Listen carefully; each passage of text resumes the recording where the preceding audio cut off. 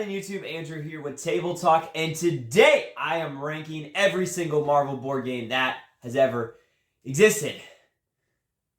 Just actually all the ones I've played, but it's a lot. It's over 20 because Marvel has been the hottest thing to put on a board game or kids meal or anything nowadays with all of the Marvel movies. I am personally a huge Marvel fan, growing up with some of the comics and the animated TV shows, and I've loved almost all of the Marvel Cinematic Universe movies, but honestly, they're kind of falling off. But these games all celebrate what makes Marvel movies so great, the awesome characters and villains and action. Though some of them do it better than others, so let's find out who does it the best and the worst. Let's get to that list. My number 24 is a game that's super popular, and I kind of hate it, and that is Munchkin Marvel. So this is just the Marvel edition of Munchkin, and it is a game where you are trying to build up your hero to get to a certain number of levels. You're getting power-ups and boosts and fighting monsters to get through each level. In this case, your heroes and villains in the Marvel movies. And then at the end, everyone tries to hurt you to prevent you from getting to the final level. And it's because of that that I don't love these games. The first 20 minutes, great. You know, you're building up your hero and you're getting through levels. Awesome. But then at the end, it goes on for 40 minutes of somebody gets the final level and everyone beats them down. Somebody gets the final level and everyone beats them down. To the point, the last time I played this game, I want to say it took 2.5 hours. And to me, it should be a 40-minute game because it's pretty lucky, it's pretty simple, and it shouldn't be 2.5 hours. That's what makes it the last on my list, Munchkin Marvel. Number 23 on my list is a similarly lucky game, and that is the Marvel edition of a game called Flux. Now, Flux is a very lucky, easy breezy card game where you are actually playing out the rules of the game as it goes on, figuring out how the game is played, and ultimately trying to achieve whatever victory condition there is. Now, I just don't like this game. It's just too lucky. It's too random. If you want luck and randomness and you want a card game and you want Marvel, go with my number 23, Marvel Flux. My number 22 is from the Op in their Rising series. So the Op has come out with these Rising games. There's a Dark Side Rising for Star Wars, Avatar, Fire Nation Rising, SpongeBob Plankton Rising, which if I was to play one, that would probably be it because SpongeBob's the GOAT cartoon. But for the MCU, they made Thanos Rising, where you are trying to collect heroes and roll dice in this cooperative game where you're all trying to work together to defeat Thanos. Now, I think this game has really cool production and awesome look with a big 3D centerpiece and dice, but ultimately, like the other games near the bottom of the list, it's just too lucky and random for the strategy game that it's trying to be. Now, don't get me wrong, I love luck in games. I always love an element of luck because it kind of balances the playing field. It makes it unpredictable, but to me, it's just so random for the strategy game it's trying to be, so that's what makes it 22, Thanos Rising. My number 21 is, once again, another addition. So as you've noticed, I feel like the past couple years, companies have just been we have this popular board game, slap Marvel on it. And this is Smash Up Marvel. So like my Disney video, Smash Up is near the bottom of my list. So in Smash Up, you have these different bases and you are smashing two different faction decks together and trying to play characters to those bases to take control, to get points, to get different abilities. Just like Smash Up Disney or any Smash Up, I don't like it at 2, I don't like it at 4, I think it takes too long, it's too much. And so a 3 is the sweet spot, that's all everyone will play it at, and I just don't love it. You know, it's pretty random. I think it's cool having the different factions. It's a lot of math, and so it's not my jam. But if that sounds like your jam, if you love Smash Up, check it out. My number 21, Smash Up Marvel. My number 20 is a spin on a party game, but what makes it so much lower on this list is I love the original party game just so much more, and that is Marvel Codenames. So this is a classic party game of Codenames where you're trying to give out one-word clues and a number pointing to a certain number of words in a grid, trying to get your team of operatives to pick out all of your agents or the cards you want them to pick, not pick the other team's agent, and definitely not pick the assassin, which auto loses the game for your team. But in this, instead of words, you have things from the Marvel Universe, which sounds fun, but it requires everyone kind of being similar Marvel fans or being pretty decently Marvel fans. And I find it just harder to be more creative with the clues. And I feel like so much of a knowledge of Marvel is needed that it's pretty limited who I would play this with. I'd much rather just play the regular code names, and that's what makes it 20 on the list, Marvel code. Number 19 game, I think, is from the bottom of this list probably the best game, but it's just not for me, and that is Marvel Dagger from Fantasy Flight. Now, this game is a pretty heavy / complex strategic cooperative game where you are taking different Marvel heroes, they all have an alternate persona, and running them around the world to ultimately win the game. And this takes a lot from games like Eldritch Horror and Arkham Horror, where you are running around a globe or a map trying to stop crises and ultimately take down a villain. But just like Eldritch Horror, this game takes a really long time, maybe 3 hours or more. And for me, it is not worth that experience. The groups I play with, I like short, I like interactive, I like thematic. And if I am going to play a longer game, I want there to be an incredible story or experience that warrants it. And for me, the strategy, that doesn't do it alone. And for me, that's what this game is. It's a heavy, long strategy game, at least for my groups. And so that's just why it's not my cup of tea, but it might be yours. So check it out if you want a heavy, longer strategic Marvel game, Marvel Dagger, my number 19. My number 18 is like Codenames, and what brings it farther down this list is I'm always going to play the original. And this is Marvel Villainous. Now, this is a spin-off of Disney Villainous. There has since been Star Wars Villainous, which I also like better than Marvel Villainous. And in this game, you are going to be taking one of the Marvel villains and ultimately trying to achieve their goal with your very own unique sets of actions and your playing deck, and facing off against a hero deck that is antagonizing you all. So what I don't love about this game as much is I don't think the Marvel villains are as iconic as the Disney villains. I don't like that there's just one hero fate deck for all the Marvel villains versus the Disney Villainous hero fate deck is unique to each movie. And I think that makes it more thematic that you're facing those heroes and those moments of heroism in your movies, and they're built to go against your deck, versus Marvel Villainous, you're all facing the same set of heroes.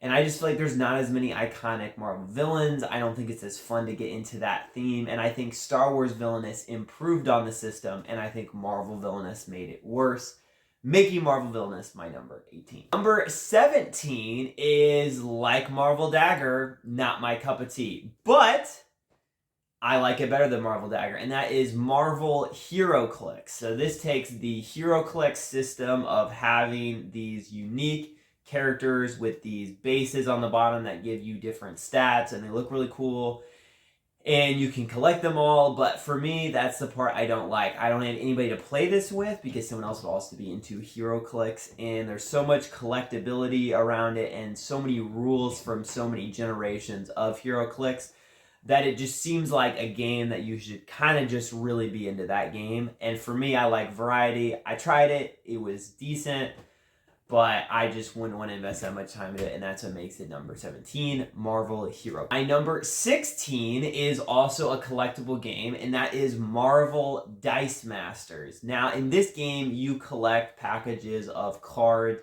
and dice. And what I think was really fun about this system is they've also got DC and WWE and I think like Transformers maybe and like Yu-Gi-Oh! And have these unique character cards and rolling each character's unique dice.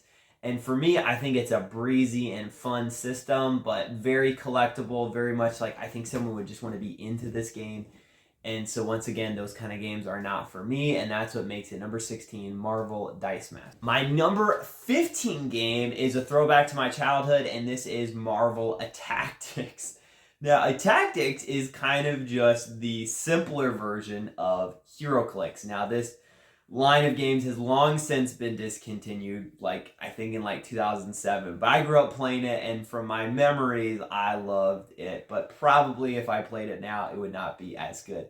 And this game, like HeroClix, you have these figures with their bases. But what's unique about this one is it's very light in the game because each character has either a melee function it can do with its figure or a projectile shooting something function, and you're just trying to knock your opponents over. So really simple, but also kind of fun from what I remember. And so that's what leaves it solidly at number 15, Marvel Attack Deck. My number 14 game is a spin on deck building with Marvel, and the very first in the Legendary system, which since has extended things like James Bond and The Matrix and Alien, and this is Marvel Legendary, the deck building game. And what I love about this game is you get so many different Marvel heroes to collect through all the insane number of expansions for this game system. And you're going to face unique villains with unique plots, and you're going to work together, put up a better and better deck to take down the villain and try to be the best at doing it. Now, the biggest thing that holds this game back for me is the setup takes a while. Now, the benefit of that is it makes it unique combinations of mixing and matching villains and plots and different heroes, but for me, it's too much to do for a deck building game, and I tend to like my deck building games simpler and just super easy to get into, so that's what drops it a little lower on this list. My number 14, Marvel Legendary. So my number 13 reminds me of a lot of those games we used to play growing up as kids, where you're just trying to like lay down stuff as quick as possible. Slapjack, I think that's how it worked, but it's like one of those games combined with Marvel, and this is 5 Minute Marvel, where you're trying to lay down cards quickly as possible as different Marvel superheroes to work through a series of bosses and put down the right cards at the right time using your powers. It's very, very light and simple, and it's just a fun, fast-playing game, and that's what leaves it here, 5 Minute Marvel. My number 12 is Marvel Love Letter, or I think it's called Marvel Infinity Gauntlet, but the Marvel version of Love Letter. And Love Letter is a very simple and small game where you're each going to be different character cards trying to do different actions and ultimately win with the most points by the end of whatever you decide that threshold being. And this one is a lot of fun because it adds a fun spin with the Marvel characters instead, and the Infinity Gauntlet being what this is comprised around. And so it's just a really fun, quick playing card game, really small, easy to break out, whatever, and that's what makes this the number 12 Marvel game, Marvel Infinity Gauntlet, Marvel's edition of Love Letter. Number 11 is Marvel's edition of Splendor. Marvel Splendor, you are trying to build up enough heroes, purchasing them to get enough gems, and ultimately to win the game. Now, what I love about this is it is that classic system of Splendor where you are purchasing, trying to build up this engine and getting different colors, plus it has the Infinity Gems, the different colors, and all the different Marvel heroes, and I just think this is a super great gateway game system, light with some strategy involved, so a great entry-level Marvel game for anyone that loves that theme. This is Marvel Splendor. Number 10 is where I think it starts to get really good, and this is Marvel Dice Throne. So Dice Throne is like Battle Yahtzee. You each pick a character with a unique amount of dice, and depending on what dice combinations you roll, instead of getting Yahtzee and four of a kind and things like that, they offer up different combinations of attacks and abilities as you try to knock out your opponent. And what I love about this is it has incredible graphics, incredible components, and each of the different heroes feels unique with their own dice, their own ability, their own powers. What I don't like about this is with higher player counts, I think it can take longer amount of time than really what it's meant to be, so I think it's best 1v1. And sometimes it can feel like it thinks it's more strategic than it is because it ultimately is a lot of dice rolling and luck. But I still think it's a lot of fun. Yahtzee's not my favorite type of game, and it's really based on that system. So that's what leaves it here at number 10. Really solid, though, Marvel Dice Throw. My number 10 Marvel game. Number 9 is a little bit of a different. It's kind of more of a miniatures game. Think Warhammer and things like that, but with Marvel. but I think it's a lot simpler than Warhammer and more like a board game, and this is Marvel Crisis Protocol. Now, what's super cool about this game is you have all these painted miniatures and you include terrain, and you can be like hopping on top of buildings and like throwing trash cans and have buses and stores. So it looks really, really awesome on the tabletop. The negative is it's really expensive to get into, and you actually have to assemble and paint all the miniatures, as opposed to miniature board games like the ones Simon and Awakened Realms make, where miniatures are already together. So this is definitely more of a hobby thing, and it's really cool though because you get all of the different character abilities and team ups, because they've released so many characters, and you're rolling dice, doing your different attacks and power ups.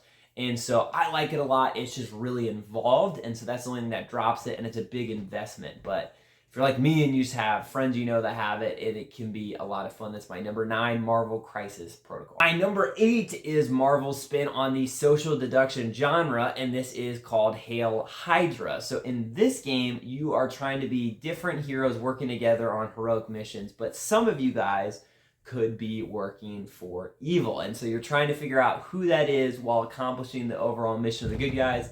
And as evil people, you're trying to subtly sabotage the team without getting found out. So this is a pretty solid social deduction game, but I think what makes it even better is that Marvel theme. Now, I don't own it because I have other social deduction games I like more, but if you're a really big Marvel fan and you like social deduction, this could be a great combination for you. My number 8, Hail Hydra. My number 7 is a spin on one of my favorite games of all time, and this is Marvel Heroscape.